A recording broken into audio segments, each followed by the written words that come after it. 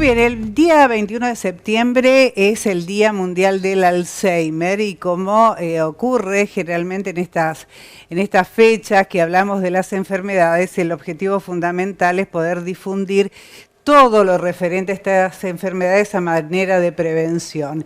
En esta oportunidad el Alzheimer, asombrosamente, o ya vamos a ver si es así o no, cada vez se viene afectando a muchas más personas y es por eso justamente necesario poder tener mucha información al respecto de esta enfermedad. Se habla inclusive de que el Alzheimer es la epidemia del siglo XXI y para el año 2050 aproximadamente más de 130 millones de personas en el mundo van a padecer de esta enfermedad. ¿Pero qué es el Alzheimer? ¿Cómo se trata? ¿Cuáles son los síntomas?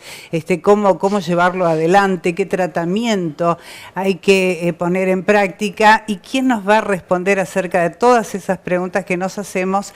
Es Laura Estrugo, que ya está junto a nosotros, ella es psicóloga, es especialista en intervención y gestión gerontológica. Laura Estrugo, buenas noches.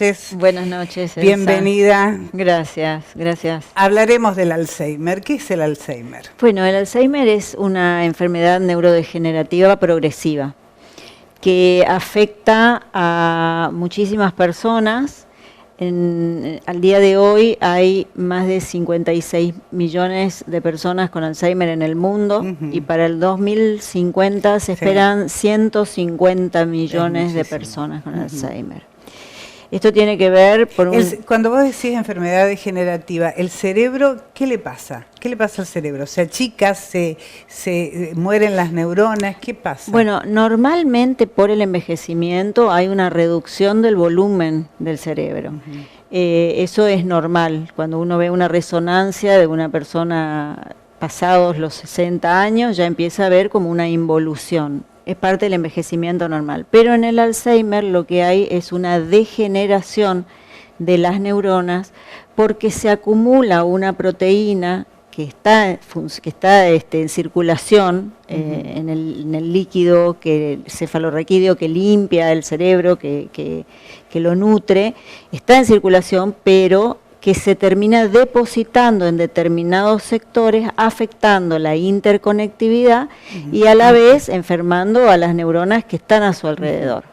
El Alzheimer es olvidarnos, es el olvido. ¿Qué es lo primero que olvida una persona que empieza a tener Alzheimer? Bueno, uno de los síntomas del Alzheimer es el olvido, sí, es el más llamativo, el más notorio, y siempre que hacemos evaluaciones cognitivas y demás, podemos definir a partir del perfil de olvidos o de perfil de fallas de otras funciones cuando es posible que desarrolle una enfermedad de Alzheimer.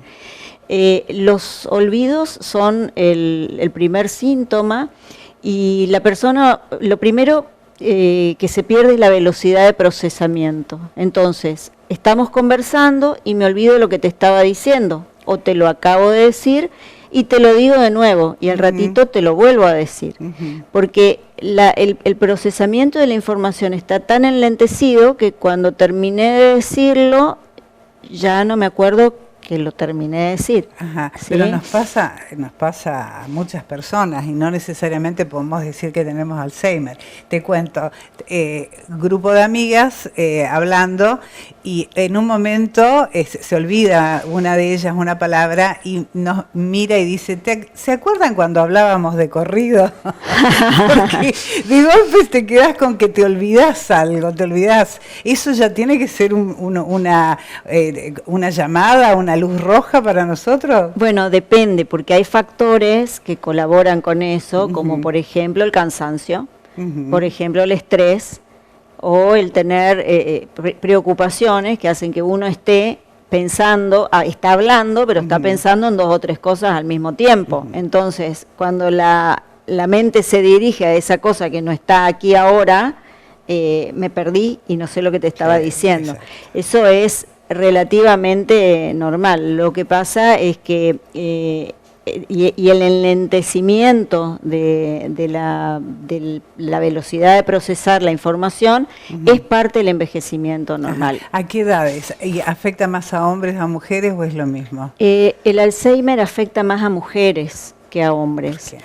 Y una de las razones probables es que las mujeres sobreviven más tiempo, o sea, hay más mujeres mayores de 85 que hombres mayores de 85. Entonces van acumulando las enfermedades crónicas, es una de las razones, porque luego si hay otros factores aún no se conocen, porque en mujeres y ¿La depresión puede ser un disparador de Alzheimer? Y es uno de los factores de riesgo.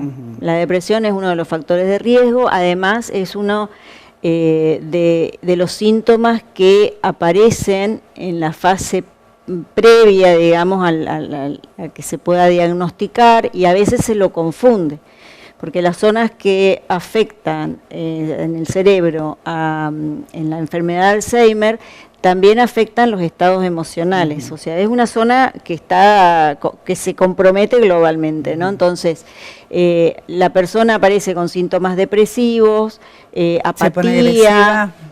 Más adelante, bueno, guarda. Va evolucionando. Guarda, porque en realidad la depresión también se manifiesta, en cualquier persona que tiene depresión, también se manifiesta como hostilidad. Acordate ¿qué significa la depresión? Nosotros tenemos una zona del cerebro que está encargada de frenar los impulsos.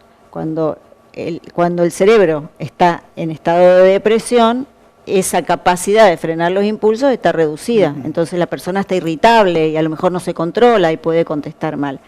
¿Qué pasa? Al inicio de la enfermedad de Alzheimer hay depresión, que no se sabe si es causa o consecuencia, pero suelen empezar juntas, ¿sí? La agresividad en el paciente con Alzheimer es un poco posterior y está ligada a varias cosas. Uno, el darse cuenta de lo que le está pasando. Esa pregunta, cuando comenzás con los problemas de falta de memoria, etcétera, etcétera, hasta que se llega al diagnóstico y le dicen a una persona, usted padece de Alzheimer, ¿cómo lo supera? ¿Cómo asume un ser humano esa situación que sabe que es irreversible?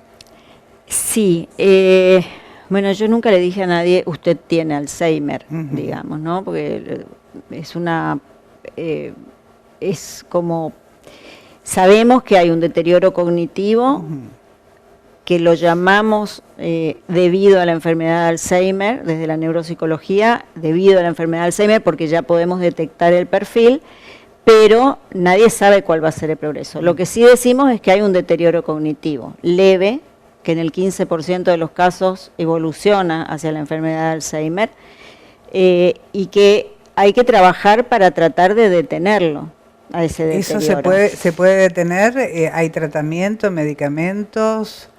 Hay medicamentos que los recetan los neurólogos o los psiquiatras o los geriatras, que trabajan sobre determinados neurotransmisores como para ralentizar el deterioro cognitivo, que funcionan mejor al inicio de la enfermedad, y luego cuando la enfermedad ya está avanzada no funcionan tan bien. Y luego están las terapias no farmacológicas, que es todo lo que tiene que ver con el entrenamiento cognitivo, la rehabilitación cognitiva, la rehabilitación multifunción, porque tanto si uno se pone a hacer una actividad que requiere un esfuerzo mental, como si uno se pone a hacer una actividad que requiere un esfuerzo físico o que requiere coordinación motora, se está estimulando el cerebro y se están estimulando diferentes áreas. También estimular la parte emocional, porque si la persona que tiene Alzheimer empieza con una depresión, empieza con apatía y se empieza a aislar y lo dejamos ahí, no lo ayudamos de esa manera. No solamente que no lo ayudamos, sino que un cerebro que no tiene estímulos se va involucionando mucho más rápido. Por lo tanto, todo lo que se hace desde la terapia no farmacológica es muy importante, porque es abrirle un mundo de estímulos. ¿Y cuál es el rol de la familia? Es muy difícil para una familia poder tener a alguien tan cercano, un padre, madre, con esta enfermedad. ¿Cómo ayuda a la familia? ¿Y quién ayuda a la familia? Bueno, las dificultades son, ¿cómo decirlo?, complejas, en el sentido de que no hay un solo tipo de dificultades.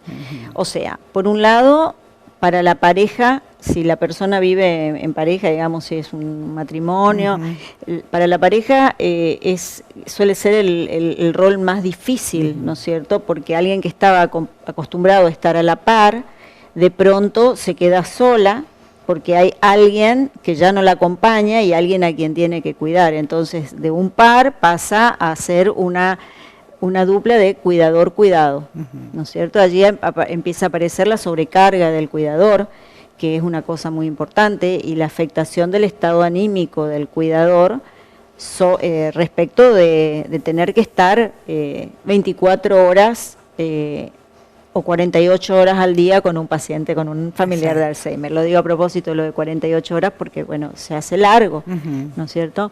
A medida, o sea, la enfermedad aparece con estos olvidos que decíamos, y a medida que avanza la persona va entrando en lo que se denomina el proceso de demencia, digamos, ¿no? ¿Es lo mismo demencia senil que Alzheimer?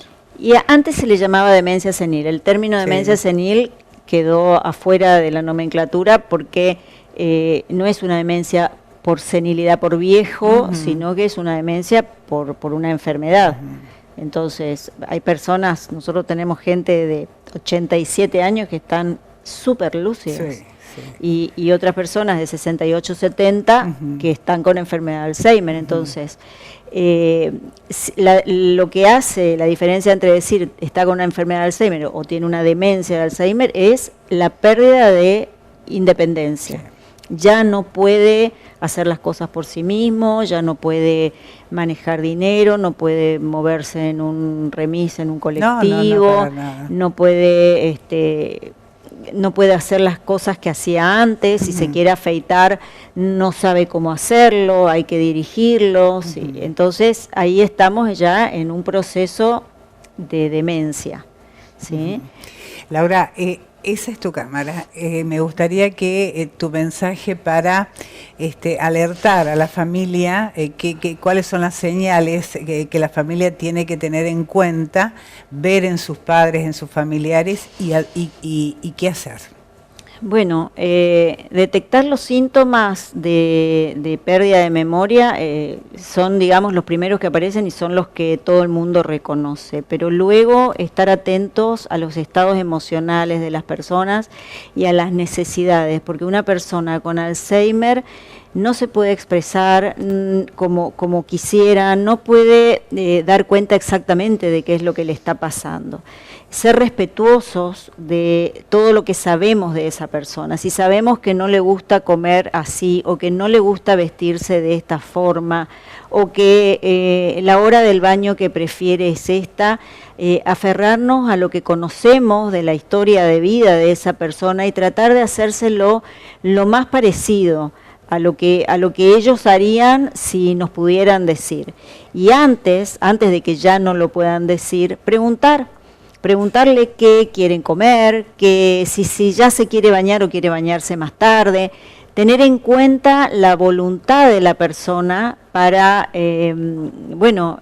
por un lado por respeto y por el otro lado para evitarse los enojos y los problemas que después, o sea, se denominan trastornos de conducta asociados a la demencia, que si no son manejados a nivel de la familia, con empatía, con cariño, terminan siendo medicalizados con sustancias que los apagan, que los desconectan y que restan la calidad de vida. Muy bien, Laura, muchísimas gracias, muy amable por esta visita y por toda la información que nos has brindado. Laura Strugo, muy amable.